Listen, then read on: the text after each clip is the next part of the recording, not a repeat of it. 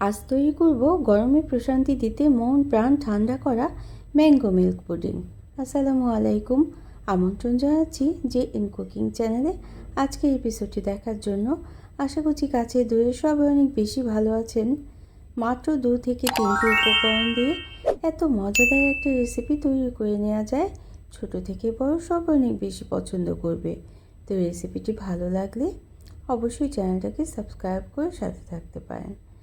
মাঝারি সাইজের দুটো আম নিয়ে নিয়েছি। আম দুটোকে আমি ছোট পিস করে কেটে নিয়েছিলাম এবং একটা মিক্সার জারে নিয়ে আমের পিউরি তৈরি করে নিয়েছি। এখন এই পিউরিটাকে আমরা ছাঁকনি দিয়ে ছেঁকে নেব, যাতে কোনো আঁশ না থাকে। এটাই কিন্তু করার জন্য আমি ছেঁকে নিতে হবে অবশ্যই।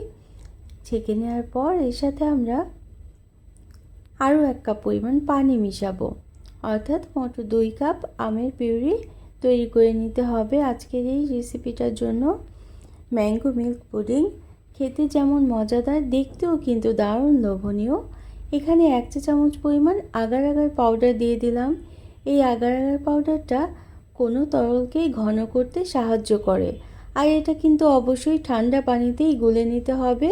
এখন এই আমের পিউরির সাথে মিশিয়ে নিতে হবে। ঠান্ডা অবস্থায় মিশিয়ে নেওয়ার পর তারপর কিন্তু চুলোতে দিয়ে দিতে হবে। একটা প্যান দিয়ে প্যানের মধ্যে আমরা চুলোতে দিয়ে দিলাম আমের পিউরিটা, আগার আগার পাউডার সহ, আর 1/4 কাপ পরিমাণ চিনি দিয়ে দিলাম। তো মিষ্টির পরিমাণ কিন্তু যা যা পছন্দ মতো দিয়ে নিতেই পারেন। এখানে এই বিষয়টাই কিন্তু খেয়াল করতে হবে যে 2 কাপ পরিমাণ তরলের জন্য 1 চা চামচ পরিমাণ আগার আগার পাউডার দিতে হবে। 8 থেকে 10 মিনিট জাল করে নেওয়ার পর পিউরিটা কিন্তু অনেকটাই ঘন হয়ে আসবে, আর ঘন হয়ে আসলে আমরা নামিয়ে নেব এবং গরম থাকা অবস্থায় এভাবে করে একটা কাচের জারের মধ্যে আমরা ঢেলে রেখে দেব। রুম টেম্পারেচারে রেখে দেব এবং তারপর ফ্রিজের নর্মাল পোর্শনেও রেখে দিতে হবে এই জেলোটা। এখন আমরা 2 কাপ পরিমাণ দুধ নিয়ে নিলাম। 2 কাপ দুধের সাথে চিনি দিয়েছি, 1/4 কাপ পরিমাণ চিনি দিয়েছি এবং 1 চা চামচ পরিমাণ আগার আগার পাউডার ঠান্ডা দুধের সাথে মিশিয়ে নিতে হবে। তারপর এই দুধের পাত্রটা চুলোতে দিয়ে দিতে হবে।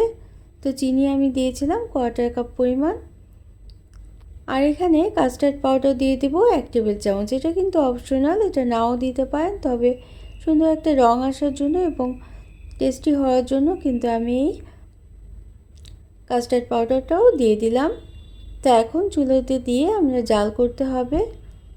তো আমরা এই জেলোটাকে ফ্রিজে নর্মাল পোর্শনে রেখে দিয়েছিলাম, সেটা কিন্তু নামিয়ে নিয়েছি এবং এভাবে করে কেটে নিতে হবে। প্রায় আধা ঘন্টার মতো ফ্রিজে নর্মাল পোর্শনে রেখে দিলেই জেলোটা তৈরি হয়ে যাবে। খুব সুন্দরভাবেই কিন্তু তৈরি হয়ে যাবে। তো ছোট বাচ্চারা কিন্তু খুব বেশি পছন্দ করবে এভাবে করে পুডিংটা তৈরি করে নিলে। অবশ্যই কিন্তু করে দিতে পারেন, সবার জন্য কিন্তু অনেক বেশি লোভনীয় একটা রেসিপি। বাজারে কিন্তু নতুন আম উঠতে শুরু করেছে। এই সময়ই আম দিয়ে আমরা বিভিন্ন ধরনের রেসিপি তৈরি করে থাকি পাকা আম দিয়ে।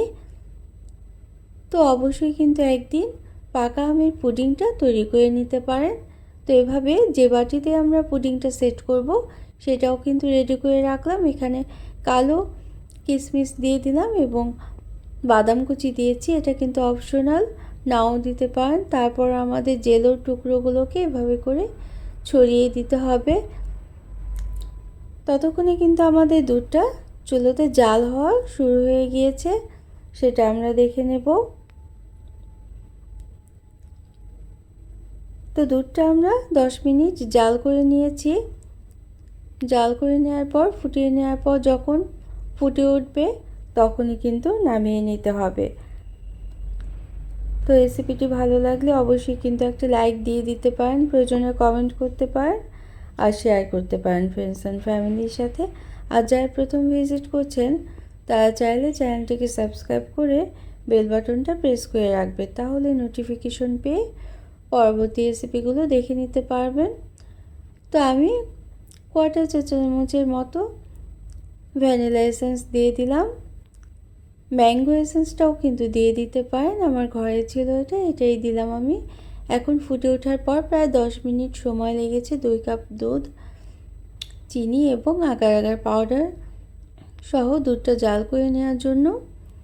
তো দেখলেন তো ঘরে থাকা অল্প কিছু উপকরণ দিয়েই, মাত্র 2 থেকে 3টি উপকরণ দিয়েই এত মজাদার একটা ম্যাঙ্গো মিল্ক পুডিং তৈরি করে নেওয়া যেতে পারে। ফুটে ওঠার পর আমরা নামিয়ে নেব এবং হালকা গরম থাকা অবস্থাতেই জেলের উপরে আমরা বাটিতে সেট করে রাখা পুডিংটা ঢেলে দেব। তো ঢেলে দেওয়ার পর এটা কিন্তু প্রথমে রুম টেম্পারেচারে ঠান্ডা করে নিতে হবে এবং তারপর ফ্রিজের নর্মাল পোর্শনে রেখে দিতে হবে। প্রায় 2 থেকে 3 ঘন্টা রেখে দেওয়ার পর কিন্তু খুব সুন্দরভাবে পুডিংটা সেট হয়ে গিয়েছে। তো ফ্রিজ থেকে আমরা নামিয়ে নিয়েছি প্রায় 3 ঘন্টা পরে। এখন একটা ছুরি দিয়ে চারপাশটা একটু ছাড়িয়ে দিতে হবে, এটা কিন্তু নিচে লেগে যায় না। তারপর আমরা ডিমোল্ড করে নেব। উপরে একটা প্লেট দিয়ে উল্টে নেব। দারুণ লোভনীয় এই রেসিপিটা অবশ্যই কিন্তু বাজারে পাকা আম থাকতে থাকতে একদিন তৈরি করে নিতেই পারেন। দেখলেন তো কত লোভনীয় হয়েছে মাশাআল্লাহ। আর অল্প কিছু উপকরণ দিয়েই সহজে তৈরি করে নেওয়া যেতে পারে। তো কেমন লাগলো অবশ্যই কিন্তু জানাতে ভুলবেন না। নিত্য নতুন রেসিপি পাওয়ার জন্য চ্যানেলটাকে সাবস্ক্রাইব করে সাথে থাকতে পারেন। আর যারা সাথে আছেন, সবসময় কমেন্ট করছেন এবং সাপোর্ট করছেন, তাদের জন্য রইল অসংখ্য ধন্যবাদ। Thanks for watching. Allah Hafiz.